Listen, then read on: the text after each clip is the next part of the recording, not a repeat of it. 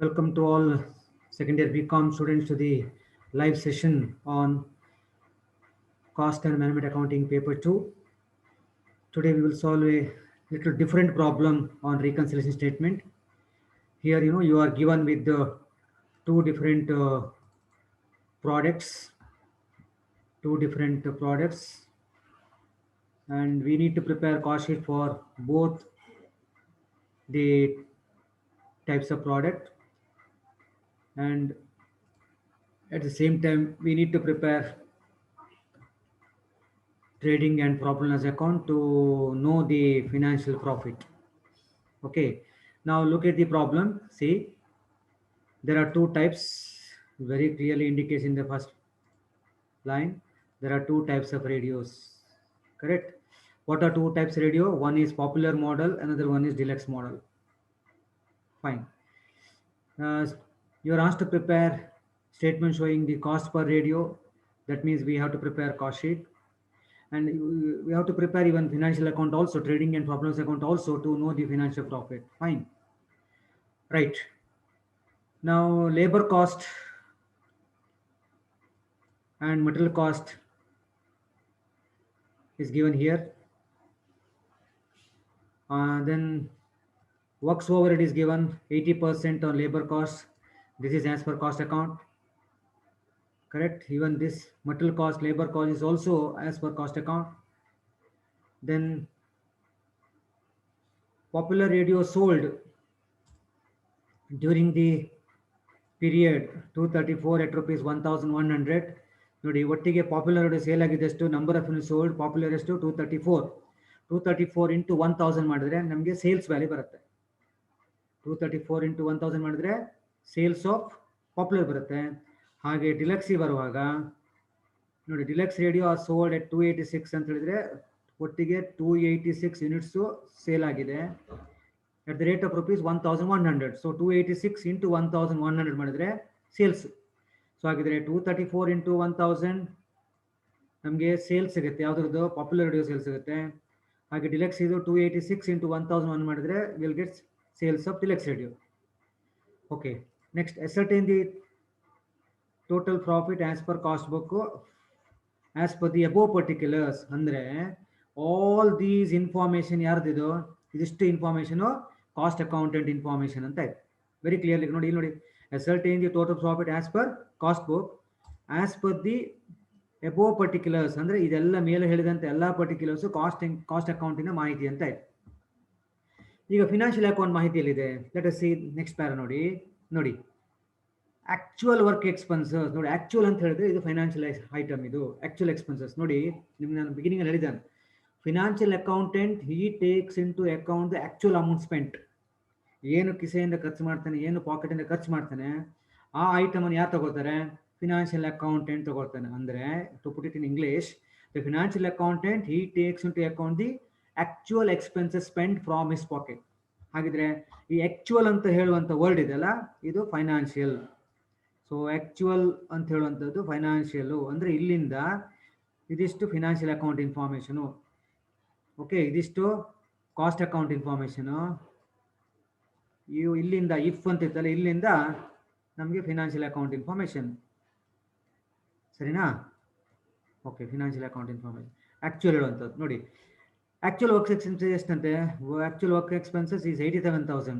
Work expense ಅಂದ್ರೆ ಗೊತ್ತು ನಿಮಗೆ, ಫ್ಯಾಕ್ಟ್ರಿ ಎಕ್ಸ್ಪೆನ್ಸಸ್. ಹಾಗಿದ್ರೆ ಫಿನಾನ್ಷಿಯಲ್ ಬುಕ್ ಪ್ರಕಾರ, ಫಿನಾನ್ಷಿಯಲ್ ಅಕೌಂಟ್ ಪ್ರಕಾರ ವರ್ಕ್ ಎಕ್ಸ್ಪೆನ್ಸಸ್ 87,000. ಸರಿಯಾ? ಹಾಗೆ ಫಿನಾನ್ಷಿಯಲ್ ಅಕೌಂಟ್ ಪ್ರಕಾರ office expenses 58,000.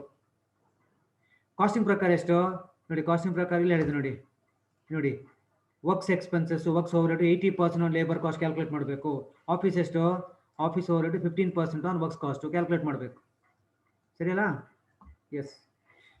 Find out the actual profit made. Okay, ಅಂದ್ರೆ ಆಕ್ಚುಯಲ್ ಪ್ರಾಫಿಟ್ ಮೇಡ್ ಅಂದ್ರೆ financial account and profit calculate ಮಾಡಬೇಕು. ಹಾಗಾದ್ರೆ ರಿಕ್ವೈರ್ಮೆಂಟ್ ಏನು, ಕಾಸ್ಟ್ ಶೀಟ್ ಮಾಡಬೇಕು ಪಾಪ್ಯುಲರ್ ಮತ್ತು ಡಿಲಕ್ಸ್ಗೆ. ಹಾಗೆ ಟ್ರೇಡಿಂಗ್ ಅಂಡ್ ಪ್ರಾಬ್ಲಮ್ಸ್ ಅಕೌಂಟ್ ಸಹ ಮಾಡಬೇಕು. ನಿಮಗೆಲ್ಲ ಗೊತ್ತು, financial accountant he prepares the account for the entire company ಅಲ್ವಾ? ಅಂದ್ರೆ ಫಿನಾನ್ಷಿಯಲ್ ಅಕೌಂಟೆಂಟ್ ಅಲ್ಲಿ ಡಿಲಕ್ಸ್ಗೆ ಸಪರೇಟ್ ಟ್ರೇಡಿಂಗ್ ಅಕೌಂಟು, ಡಿಲಕ್ಸ್ ಪಾಪ್ಯುಲರ್ಗೆ ಸಪರೇಟ್ ಟ್ರೇಡಿಂಗ್ ಅಕೌಂಟ್ ಮಾಡಲ್ಲ. ಸೊ ಫಿನಾನ್ಷಿಯಲ್ ಅಕೌಂಟ್ ಮಾಡುವಾಗ ಪಾಪ್ಯುಲರ್ಲಿ ಡಿಲಕ್ಸ್ ಅಲ್ಲಿ ಎಷ್ಟೇ ಪ್ರಾಡಕ್ಟ್ ಇಲ್ಲಿ, ಒಂದು 50 ಪ್ರಾಡಕ್ಟ್ ಇಲ್ಲ, 50 ಪ್ರಾಡಕ್ಟ್ ಸೇರಿ ಒಂದು ಅಕೌಂಟ್ ಅನ್ನು ಮಾಡ್ತಾರೆ. ಕರೆಕ್ಟ್ ಅಲ್ಲ? ಅದು ಕಂಪನಿಯ ಟ್ರೇಡಿಂಗ್ ಆ್ಯಂಡ್ ಪ್ರಾಫಿಟ್ ಆಗಿರುತ್ತೆ, ಒಂದು ಪ್ರಾಡಕ್ಟ್ ಇದೆಲ್ಲ. ಆದರೆ ಕಾಸ್ಟ್ ಶೀಟಲ್ಲಿ ನಾವೇನು ಮಾಡ್ತೇವೆ, ಕಾಸ್ಟ್ ಶೀಟಲ್ಲಿ we are able to show the for each ಪ್ರಾಡಕ್ಟಿಗೆ ನಾವು ಕಾಸ್ಟ್ ಶೀಟ್ ಮಾಡಲಿಕ್ಕೆ ಒಂದು ಅವಕಾಶ ಇದೆ. ಕರೆಕ್ಟ್ ಅಲ್ಲ? ಓಕೆ, ನೋಡು, let us work out problem. So problem ಅರ್ಥ ಆಯಿತು. There are 2 types, popular deluxe ಇದೆ. ಈಗ ಈ ಪ್ರಾಬ್ಲಮ್ ಔಟ್ಪುಟ್ ಎಷ್ಟು ನೋಡಿ, ಔಟ್ಪುಟ್ ಇಸ್ ನಾಟ್ ಗಿವನ್. ನಾನು ಹೇಳಿದೆ ಅಕ್ಕ ತಂಗಿ ಅಂತ ಹೇಳ್ತಾನಲ್ಲ, ಅಕ್ಕನ ಕೊಡಲಿಲ್ಲ ಇಲ್ಲಿ. So number of units sold is nothing but ತಂಗಿ ಅಲ್ವಾ.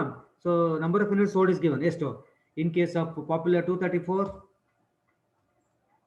ಇದಲ್ವಾ, ಇನ್ ಕೇಸ್ ಆಫ್ ಡಿಲಕ್ಸ್ 286. ಇದು unit sold.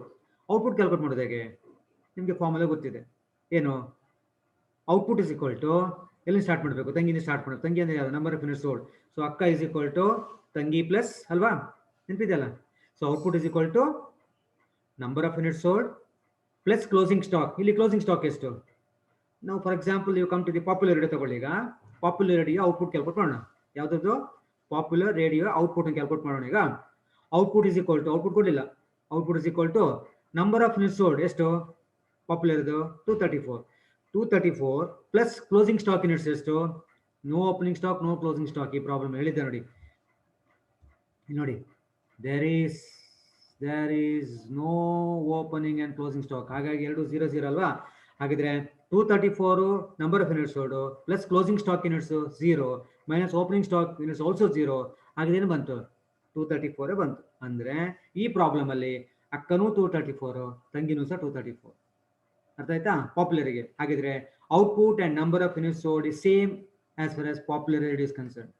Similarly even for deluxe, output is equal to number of units sold 286 plus closing stock 0 minus opening stock 0.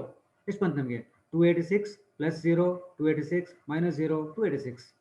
So ಹಾಗಿದ್ರೆ ಇಲ್ಲಿಯೂ ಸಹ deluxe ಎಲ್ಲೂ ಸಹ ಹಾಗೆ output is equal to number of units sold, number of units sold is equal to output. ಅಕ್ಕ is equal to ತಂಗಿ, ತಂಗಿ is equal to ಅಕ್ಕ. ಸೊ ಹಾಗಿದ್ರೆ ಸಿಂಪಲ್. ಈಗ ಔಟ್ಪುಟ್ ಗೊತ್ತಾಯ್ತು ನಮಗೆ. ಆಗಿದ್ರೆ output and number of units sold same ಅಂತ ಆಯ್ತು, ಫೈನ್. ನಾವು look at the cost sheet. Cost sheet ನೋಡಿ, ಈಗ ಹೆಡಿಂಗ್ ಕಾಸ್ಟ್ ಶೀಟ್ ಅನ್ನು ಬರೀಬೇಕು. ನಿಮ್ಗೆ ಗೊತ್ತಿದೆ ಫಾರ್ಮೆಟು.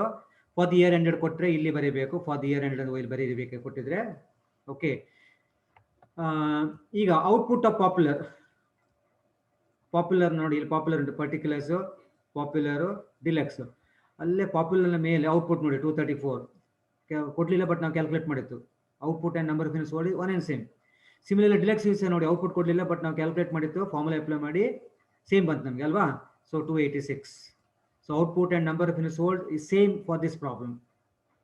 ಸರಿ, ಈಗ ನೋಡಿ ಪಾಪ್ಯುಲರಿಗೆ ಟೋಟಲ್ ಕಾಸ್ಟು CPU, ಡಿಲಕ್ಸಿಗೆ ಟೋಟಲ್ ಕಾಸ್ಟು CPU, ಆಮೇಲೆ ಟೋಟಲ್ ಆಫ್ ಟೋಟಲ್. ಈ ಟೋಟಲ್ ಹೇಗೆ ಬರುತ್ತೆ ಕೇಳಿದರೆ, ಈ ಪಾಪ್ಯುಲರ್ನ ಟೋಟಲ್ ಕಾಸ್ಟು ಮತ್ತು ಡಿಲಕ್ಸಿನ ಟೋಟಲ್ ಕಾಸ್ಟು ಇದೆರಡನ್ನ ಆ್ಯಡ್ ಮಾಡಿದರೆ ನಮ್ಗೆ ಇಲ್ಲಿ ಬರಬೇಕು. ಅರ್ಥ ಆಯ್ತಾ? Total cost of popular plus total cost of deluxe is equal to total. ಈ ಟೋಟಲ್ ಕಾಲಮ್ ಮಾಡದೇ ಇದ್ರೂ ತೊಂದರೆ ಆಗೋದಿಲ್ಲ, ಬಟ್ ಮಾಡಿದ್ರೆ ನಮ್ಗೆ ಏನಾಗುತ್ತೆ ಅಂದರೆ ಫಿನಾನ್ಷಿಯಲ್ ಅಕೌಂಟ್ ಮಾಡಲಿಕ್ಕೆ ಹೆಲ್ಪ್ ಆಗುತ್ತೆ. Okay, fine. ಈಗ ಕಾಸ್ಟ್ ಶೀಟಲ್ಲಿ first item direct material. You write direct material. ನಾನು ಡೈರೆಕ್ಟ್ ಅಂತ ವರ್ಡ್ ಯೂಸ್ ಮಾಡಿಲ್ಲ, ಬರೀರಿ ಆಯ್ತಾ. ಡೈರೆಕ್ಟ್ ಮಟೀರಿಯಲ್ ಬರ್ಕೊಂಡ್ರೆ ಡೈರೆಕ್ಟ್ ಮಟೀರಿಯಲ್. ಈಗ ಡೈರೆಕ್ಟ್ ಮಟೀರಿಯಲ್ಲು ಎಷ್ಟು ಪ್ರಾಬ್ಲಮ್ ನೋಡಿ. ಡೈರೆಕ್ಟ್ ಮಟೀರಿಯಲ್ 81,100 ಆ್ಯಂಡ್ ಕಾಸ್ಟ್ ಶೀಟಲ್ಲಿ ಅಲ್ವಾ. ಆಮೇಲೆ ಡಿಲಕ್ಸಲ್ಲಿ 1,08,000. ಕಾಸ್ಟ್ ಶೀಟಿನ ಪಾಪ್ಯುಲರಲ್ಲಿ ಪಾಪ್ಯುಲರ್ 81,900, ಕಾಸ್ಟ್ ಶೀಟ್ ಮಾಡೋಕೆ ಡಿಲಕ್ಸಲ್ಲಿ ಎಷ್ಟು 1,08,000. ನೋಡಿ ಸೇಮ್ ಅಮೌಂಟ್ ತೊಗೊಳ್ಬೇಕು ನನಗೆ.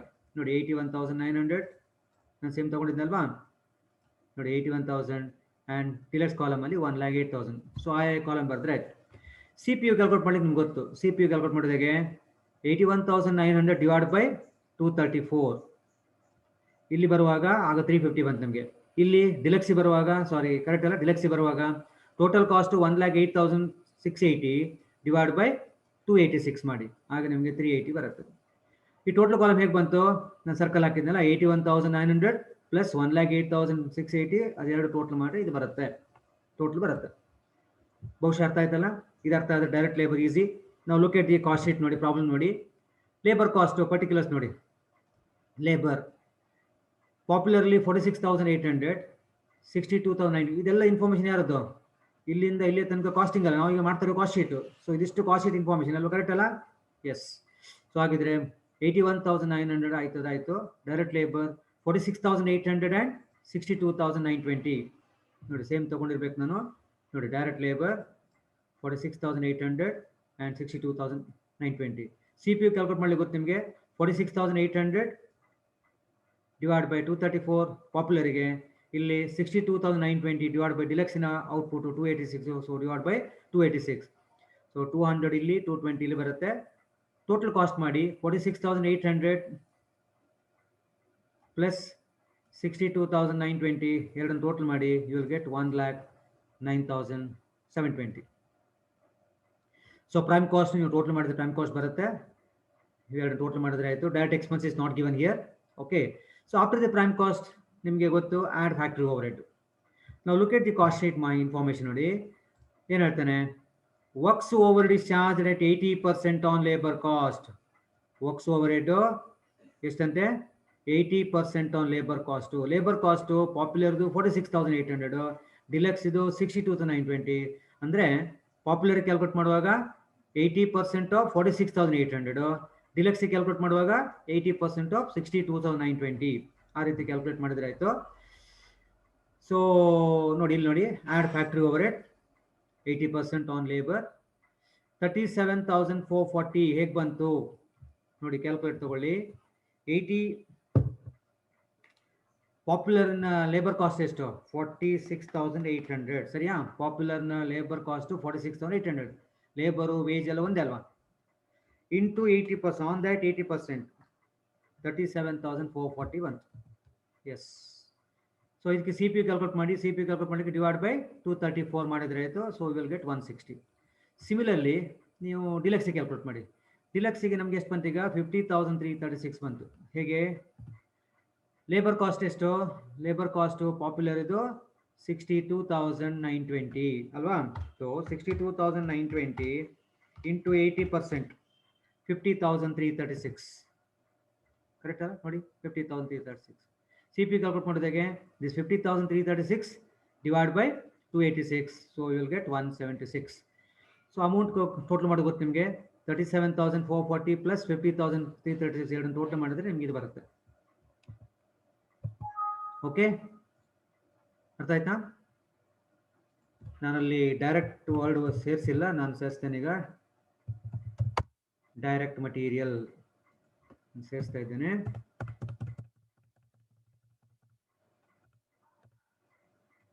ಓಕೆ, ಎಸ್ ನೋಡಿ, ಡೈರೆಕ್ಟ್ ವರ್ಡ್ ಸೇರಿಸಿದ್ದಾನೆ ಇವಾಗ. ಓಕೆ, ಸೊ ಹಾಗಿದ್ರೆ ಎಲ್ಲಿ ತನಕ ಆಯ್ತು ನಮಗೀಗ ಅಪ್ ಟು 87,776 ತನಕ ಆಯ್ತು. ಸರಿ ಅಲ್ವಾ?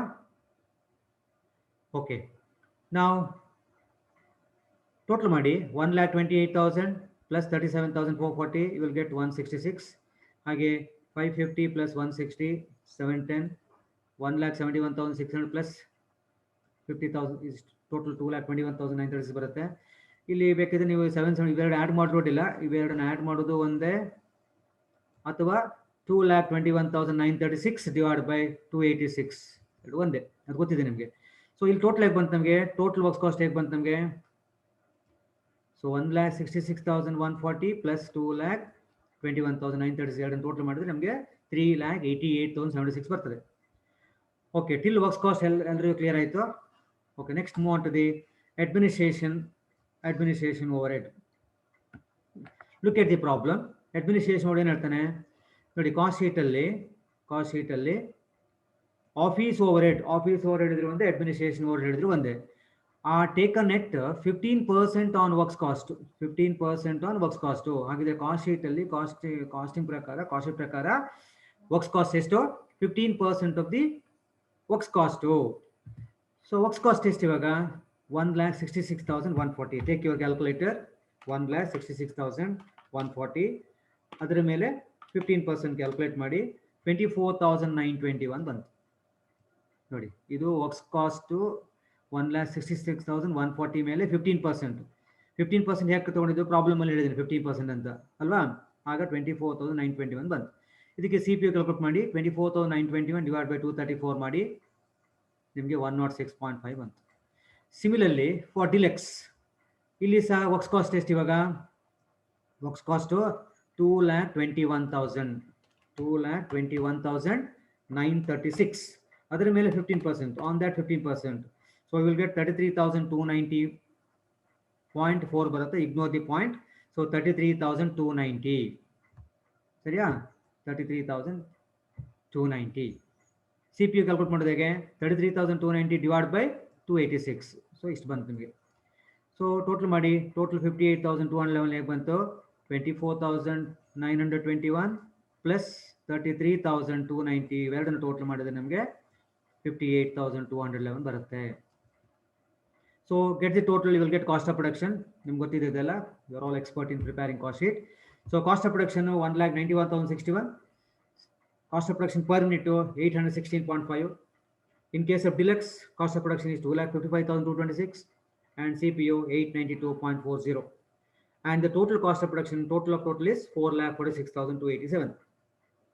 Clear? Yes. After the cost of production, actually we need to adjust both opening and closing stock of finished goods. Alva? But this problem enta idu, no opening stock, no closing stock ada karana opening stock illa, closing stock illa, haga bari avashyakate illa. You can skip that step. Then add selling and distribution. Alva? Add selling and distribution. Selling and distribution already problem irilla. So no opening, no closing stock, no selling and distribution. Alva?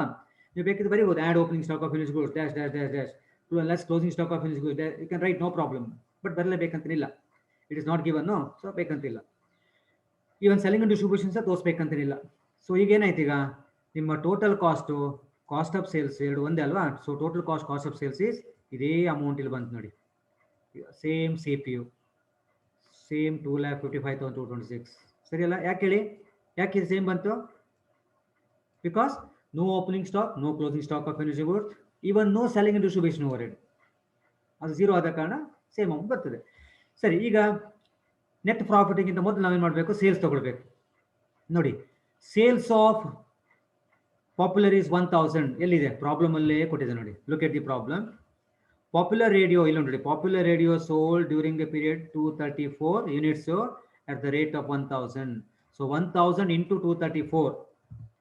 1,000 CPU column bariri. 1,000 CPU column bariri into 234 ಮಾಡಿ. So you will get 2,34,000. ಸರಿಯಾ? ಅದೇ ರೀತಿಯಲ್ಲಿ ಈಗ ನೀವು deluxe ನೋಡಿ. Deluxe ಎಷ್ಟು? 286 ಸಿಕ್ಕಿತಾ? Deluxe radio sold 286 units at the rate of rupees 1,100. So 1,100 C P U column ಬರೀರಿ. 1,100 ಸಿ ಪಿ ಯು ಕಾಲಮ್ ಬರೀರಿ. 1,100 ಸಿ ಪಿ ಯು ಕಾಲಮ್ ಬರೀರಿ. 1,100 into 286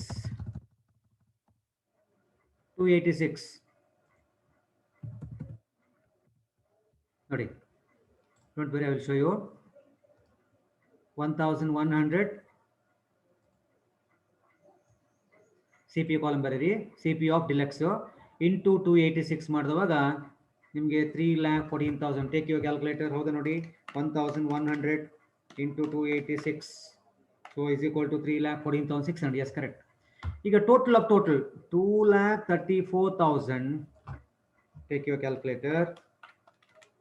ಪ್ಲಸ್ ಇಲ್ಲಿ ಸೇಲ್ಸ್ ಎಷ್ಟು? ಡಿಲೆಕ್ಸ್ ಇದು ಸೇಲ್ಸು 3,14,600 ಪ್ಲಸ್ 3,14,600 ಎರಡನ್ನು ಟೋಟಲ್ ಮಾಡುವಾಗ ನಮಗೆ 5,48,600. ಎಸ್, ಸೇಮ್ ಬಂತು ನೋಡಿ. 5,48,600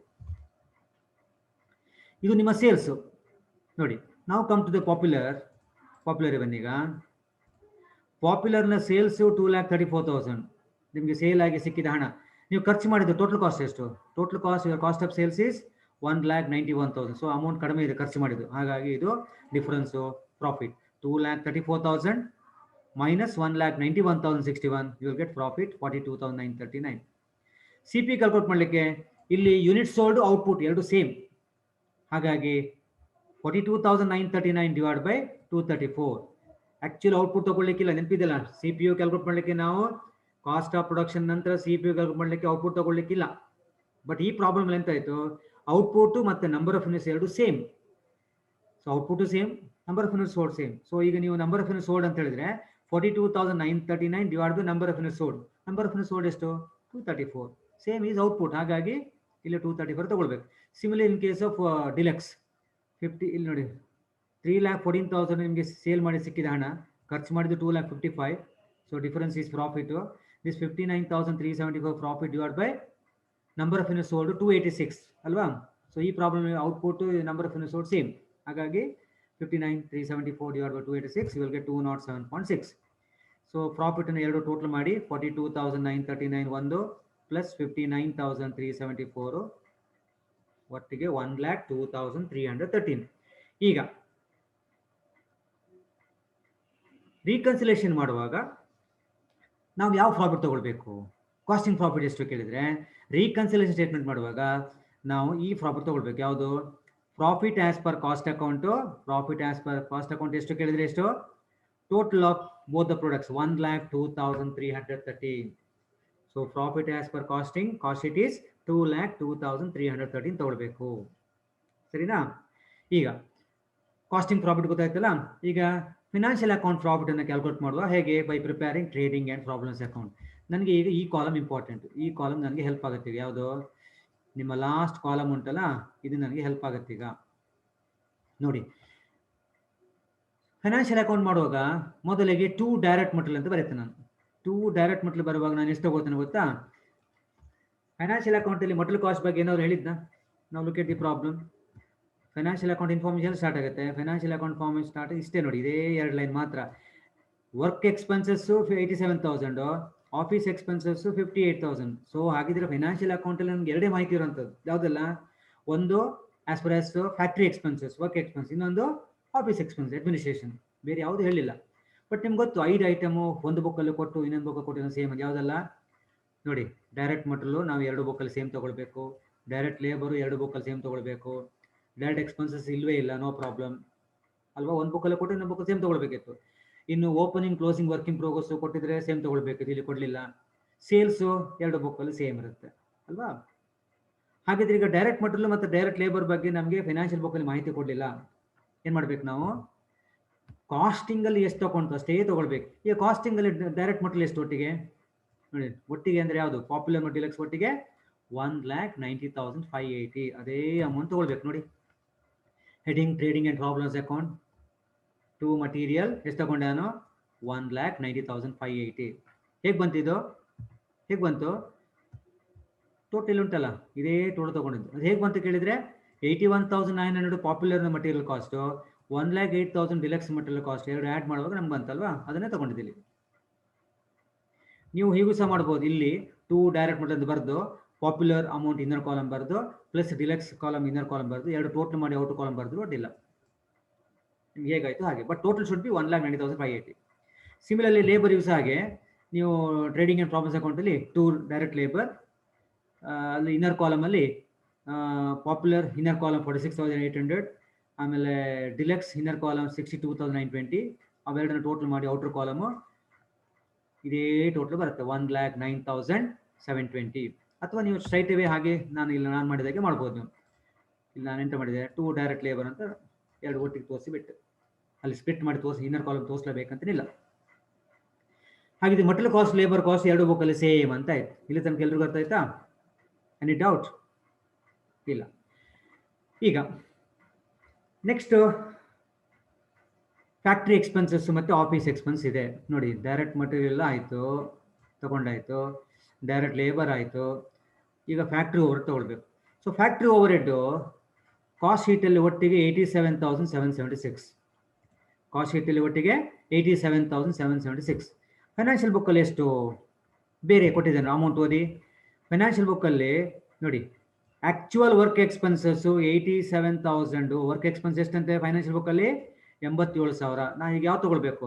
87,000 ತೊಗೊಳ್ಬೇಕಾ ಅಥವಾ ಕಾಸ್ಟ್ ಶೀಟಲ್ಲಿರುವ ಫ್ಯಾಕ್ಟ್ರಿ ಎಕ್ಸ್ಪೆನ್ಸ್ ತೊಗೊಳ್ಬೇಕಾ? ಕಾಸ್ಟ್ ಶೀಟಲ್ಲಿ ಫ್ಯಾಕ್ಟ್ರಿ ಎಕ್ಸ್ಪೆನ್ಸು 87,776 ಬಂತು. ಯಾವ್ದು ತೊಗೊಳ್ಬೇಕು ನನಗ?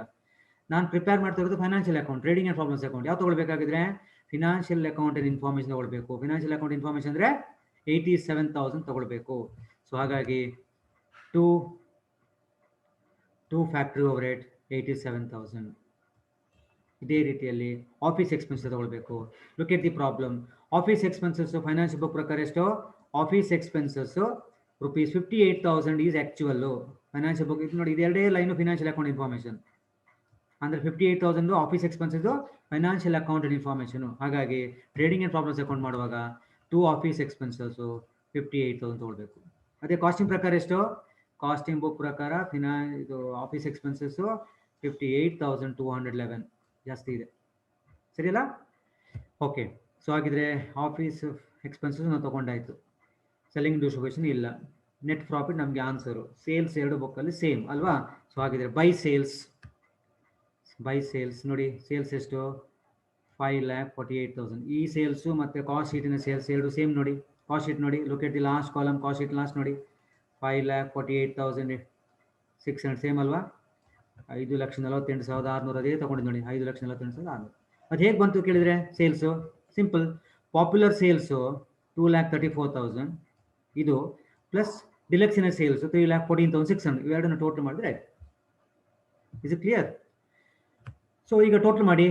Total 5,48,000 difference is 1,03,300 is this is net profit as a financial account. Net profit as financial account 1,03,300.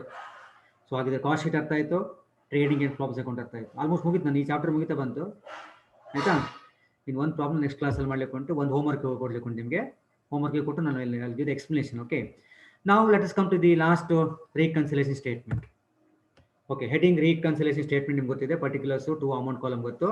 Let us take costing profit as base. So net profit as per cost account. Net profit as per cost account within bracket base profit. ಅಂದರೆ costing profit ಹೇಳಿದ್ರು ಒಂದೇ, base profit ಹೇಳಿದ್ರು ಒಂದೇ. Casting profit ಎಷ್ಟು? 1,02,313. Cost sheet ನೋಡಿ, last ನೋಡಿ ಎಷ್ಟಿದೆ ಇಲ್ಲಿ ನೋಡಿ, 1,02,300 is ಟೋಟಲ್ ಪಾಪ್ಯುಲರ್ ಡಿಲಕ್ಸ್ ಸೇರಿ, ಸರಿ ಅಲ್ವಾ? ಸೊ 1,02,313.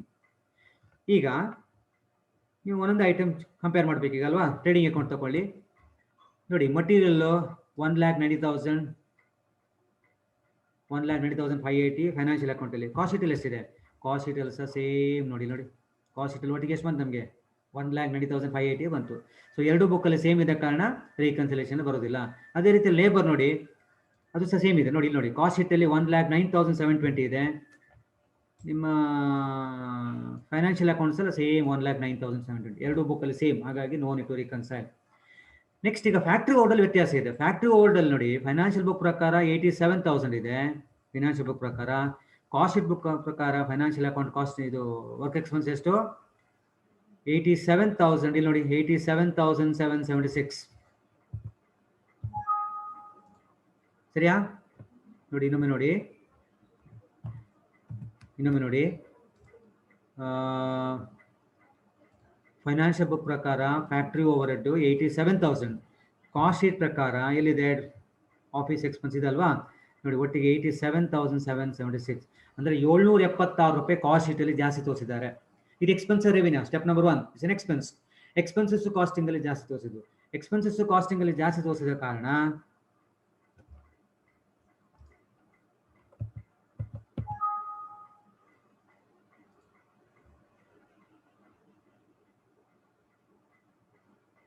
ಕಟ್ ಆಯ್ತಾ?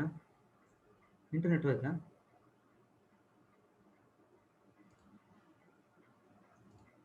ಇಲ್ಲ ಅಲ್ಲ? ಓಕೆ, ಕಾಣ್ತಾ ಉಂಟಲ್ಲ? ಓಕೆ. ಸೊ ಎಕ್ಸ್ಪೆನ್ಸಸ್ 776 ರೂಪಾಯಿ ಎಲ್ಲಿ ಜಾಸ್ತಿ ತೋರಿಸಿದ್ದಾರೆ? 776 ರೂಪಾಯಿ ಇಲ್ಲಿ ಜಾಸ್ತಿ ತೋರಿಸಿದ ಕಾರಣ ಎಲ್ಲಿ? ಕಾಸ್ಟಿಂಗ್ ಬುಕ್ಕಲ್ಲಿ ಜಾಸ್ತಿ ತೋರಿಸಿದ್ದಾರೆ. ಸೊ ಎಕ್ಸ್ಪೆನ್ಸಸ್ ಕಾಸ್ಟಿಂಗ್ ಅಲ್ಲಿ ಜಾಸ್ತಿ ತೋರಿಸಿದ ಕಾರಣ ಕಾಸ್ಟಿಂಗ್ ಪ್ರಾಫಿಟ್ ಕಡಿಮೆ ಆಯಿತು. ಕಾಸ್ಟಿಂಗ್ ಪ್ರಾಫಿಟ್ ಕಡಿಮೆ ಅಂದ್ರೆ ಅರ್ಥ ಎಂತ ಇಲ್ಲಿ? ಕಾಸ್ಟಿಂಗ್ ಪ್ರಾಫಿಟ್ ಕಡಿಮೆ ಅಂದ್ರೆ ಅರ್ಥ ಎಂತ? ಕಾಸ್ಟಿಂಗ್ ಪ್ರಾಫಿಟ್ ಕಡಿಮೆ ಹೇಳಿದ್ರು ಒಂದೇ, ಬೇಸ್ ಪ್ರಾಫಿಟ್ ಕಡಿಮೆ ಹೇಳಿದ್ರು ಒಂದೇ. ಸೊ ಹಾಗಾಗಿ ಎಂತ ಮಾಡಬೇಕು? ಕಾಸ್ಟಿಂಗ್ ಕಡಿಮೆ ಆದ ಕಾರಣ ಬೇಸ್ ಪ್ರಾಫಿಟ್ ಕಡಿಮೆ ಆಯಿತು. ಬೇಸ್ ಪ್ರಾಫಿಟ್ ಕಡಿಮೆ ಆದ ಕಾರಣ ನಾವು ಆ್ಯಡ್ ಮಾಡಬೇಕು. Add factory over head difference 776. ಅದೇ ರೀತಿಯಲ್ಲಿ ನೆಕ್ಸ್ಟ್ ಈಗ 2 ಆಫೀಸ್. ನೆಕ್ಸ್ಟ್ ಐಟಮ್ ಯಾವುದು? ಮಟೀರಿಯಲ್ ಆಯಿತು, ಲೇಬರ್ ಆಯಿತು, ಫ್ಯಾಕ್ಟ್ರಿ ಓವರ್ಡ್ ಆಯಿತು. ಆಫೀಸ್ ಎಕ್ಸ್ಪೆನ್ಸಸ್ ನೋಡಿ 58,000 ಫೈನಾನ್ಷಿಯಲ್ ಬುಕ್ಕಲ್ಲಿದೆ. ಕಾಸ್ಟ್ ಶೀಟಲ್ಲಿ ಎಷ್ಟಿದೆ? ಕಾಸ್ಟ್ ಶೀಟಲ್ಲಿ ಅಡ್ಮಿನಿಸ್ಟ್ರೇಷನ್ ಎಕ್ಸ್ಪೆನ್ಸಸ್ 58,211 211 ರೂಪಾಯಿ ಕಾಸ್ಟಿಂಗ್ ಬುಕ್ಕಲ್ಲಿ ಜಾಸ್ತಿ ಇದೆ.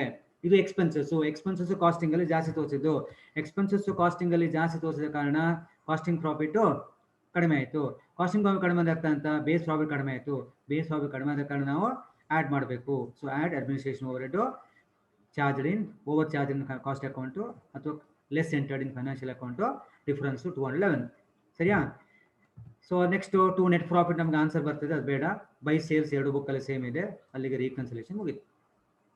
ಸರಿಯಾ? ಈಗ ಆ್ಯಡ್ ಮಾಡೋದ್ರಲ್ಲಿ ಆ್ಯಡ್ ಮಾಡಿ, ಲೆಸ್ ಮಾಡ್ಲಿಕ್ಕೆ ಐಟಮೇ ಇಲ್ಲ ಇಲ್ಲಿ. ಓಕೆ, ಸೊ ಆ್ಯಡ್ ಮಾಡಲಿಕ್ಕೆ ಒಟ್ಟಿಗೆ 2 ಐಟಮ್ಸ್ ಇದೆ. ಇವೆರಡನ್ನು ಟೋಟಲ್ ಮಾಡಿ 987.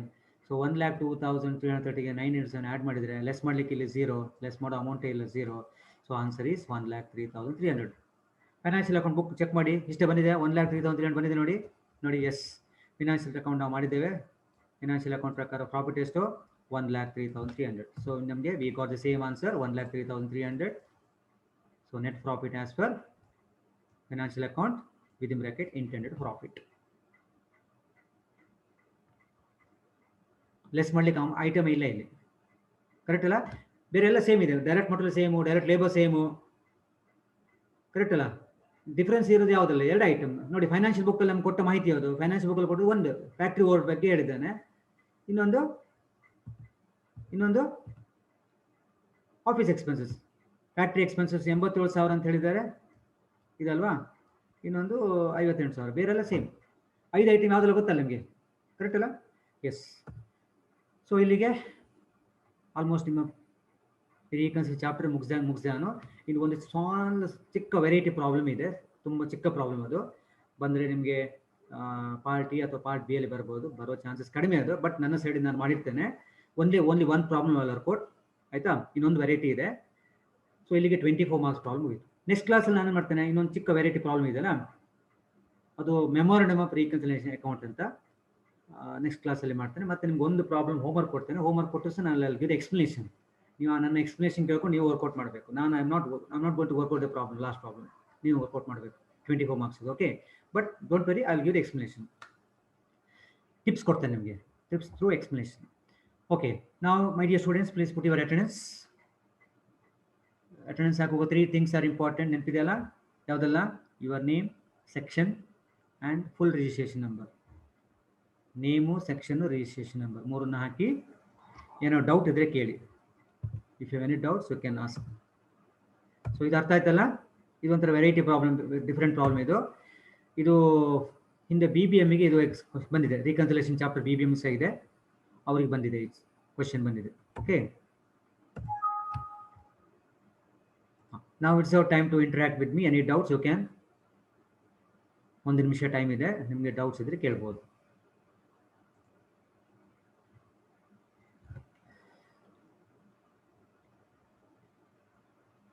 Shweta, any doubt? Yes Shweta, doubt ಇದ್ರೆ ಅನ್ಮ್ಯೂಟ್ ಮಾಡಿ ಕೇಳ್ಬೋದು. ಇದೆಯಾ? ಡೌಟ್ ಇದೆಯಾ ಶ್ವೇತಾ? ಕ್ಲಾಸಲ್ಲಿ ಇಲ್ವಾ?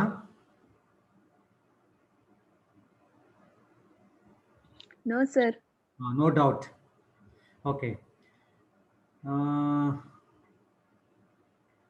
ಪ್ರಜ್ಞಾ, any doubt? No sir. No. So ಹಾಗಿದ್ರೆ ಇವತ್ತಿಗೆ 24 ಮಾರ್ಕ್ಸಿನ ಪ್ರಾಬ್ಲಮ್ ಮುಗೀತು. ಇನ್ನೊಂದು ಪ್ರಾಬ್ಲಮ್ ನಿಮಗೆ ನಾನು ನೆಕ್ಸ್ಟ್ ಕ್ಲಾಸಲ್ಲಿ ಹೋಮ್ವರ್ಕ್ ಕೊಡ್ತೇನೆ, ಪ್ರಾಬ್ಲಮ್ ಕಳಿಸ್ತೇನೆ, ನಿಮಗೆ ಎಕ್ಸ್ಪ್ಲನೇಷನ್ ಕೊಡ್ತೇನೆ, ಆಯಿತಾ? ಇವತ್ತು ನಾನು ಸಂಜೆ ಪ್ರಾಬ್ಲಮ್ ಕಳಿಸ್ತೇನೆ, ಬಟ್ ವರ್ಕೌಟ್ ಮಾಡಬೇಡ. ನಾಳೆ ಎಕ್ಸ್ಪ್ಲನೇಷನ್ ನಾನು ಕ್ಲಾಸ್ ಮಾಡ್ತೇನೆ. ನಾಳೆ ಲೈವ್ ಕ್ಲಾಸ್ ಮಾಡ್ತೇನೆ ನಾನು. I will give the explanation for that problem. Okay, explanation ಕೇಳಿ ಆದಮೇಲೆ ಮತ್ತು ನಾಳೆ ಸಂಜೆ ನೀವು ಆ ಪ್ರಾಬ್ಲಮ್ ವರ್ಕೌಟ್ ಮಾಡಿದ್ರೆ ಆಯಿತು. ಓಕೆ, ಸೊ ಹಾಗಿದ್ರೆ ಎನಿ ಅದರ್ ಡೌಟ್ಸ್? ಯಾರಿಗೆ ಕೇಳಲಿಕ್ಕಿದ್ರೆ ಕೇಳಿ.